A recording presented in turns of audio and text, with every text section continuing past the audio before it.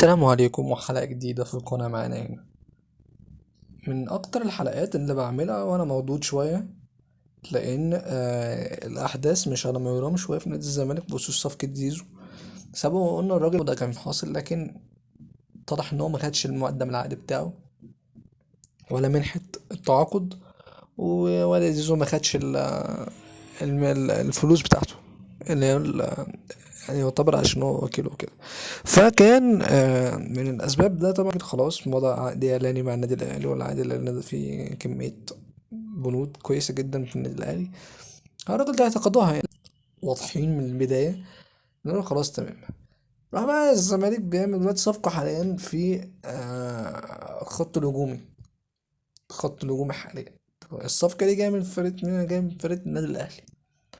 مين هو اللاعب اللي احنا بنتكلم عليه ان هو هيجي من خط الهجوم النادي الاهلي وهيبقى في نادي الزمالك؟ هو حسين الشحات.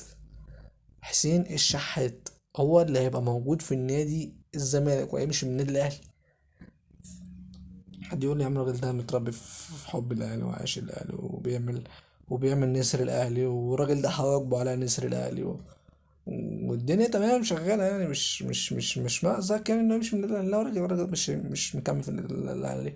الراجل ده عقده ان هو السنه دي خلاص مع النادي الاهلي اللي هو يمشي، ما جددش وبينهد في التجديد. حتى معاك حمزة علاء حارس الاهلي يجي الزمالك، من الحراس القليلة جدا الكويسة في مصر، هو حارس مصر ومليمبي.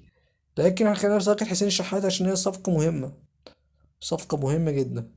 وهي لها شق كبير جدا ان ممكن تتم وممكن ما تتمش، لانها من الحاجات ممكن تفشل مع نادي الزمالك في بند. وحسين الشحات اصلا مش ماشي غير باخوه، واخوه ده بيقرأ الزمالك كره عايز اقول لك كره العامة. الراجل ده عليه مش سوي كده شوية مع نفسه. الراجل ده بيكره الزمالك كره اللي هو لو الزمالك بيلاعب إسرائيل أو فرقة مش عدوة لمصر، لو الراجل ده يشجع الفرقة العدوة لمصر ما بيحبش الزمالك. وده عادي على فكرة، لكن هو مش دايما، مش مطلوب منك دايما تطلع تصرح تصريح زي ده. زي مثلا ما كابتن محمد الضماطي عضو النادي الاهلي قال لك انا مش، لو الزمالك وبيراميدز تشجع بيراميدز طب عادي. ما انا راجل فرقه بتشجع الاهلي بقول ان انا عايز راجل الفرقه دي تكسب الاهلي، لان انا مش محبين جامد اوي النادي الاهلي، يعني مش اللي هو لو الاهلي والزمالك بيلعبوا في نفس الوقت اشجع اروح اتفرج على ماتش، لا اتفرج على ماتش الزمالك. تمام. فصبري حسين الشحات هتبقى عليها ضجه كبيره جدا الفتره الجايه، لان الراجل ده مساهماته على النادي الاهلي وحشه، مش احسن حاجه. الراجل ده بقاله كتير برضه. فهو اقدم من زيزو في مصر. الراجل ده جه في 19 يناير، او قبل كمان 18 يناير، في شهر يعني يناير سنة 2018. حسين زيزو جه 2019 شهر يناير ده بالظبط يعني. فالصفقات دي هتبقى كويسة جدا في الدوري المصري، خصوصا ان حسين يعني مش احسن حاجة على النادي الاهلي وبتاع، ومش مستوى طبعا يعني، مش حاجة خالص جنب مستوى حسين الشحات مع مقصة مثلا، ولا خلينا نقول مع الشرقية للدخان، ولا خلينا نقول مع العين الاماراتي.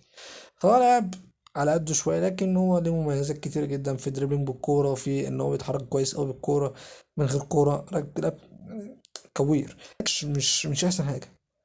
وهل نادي الزمالك ممكن يدفع فلوس فيه كتير قوي كده؟ ما اعتقدش. ممكن الصفقة تبقى فاشل في الاخر.